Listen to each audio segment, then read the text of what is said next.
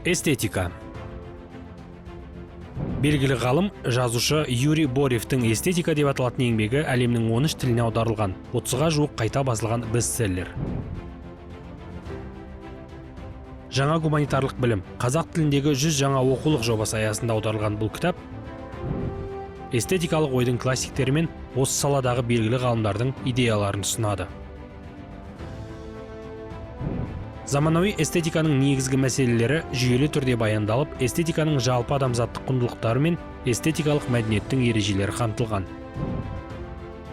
Өнердің табиғаты, мәні мен дамуының теориясын рет-ретімен түсіндіреді. Оқулық кәсіпқой мамандарға, студенттерге мәдениет саласында зерттеу жүргізетін, осы тақырыпқа қызығатын барша оқырманға арналған.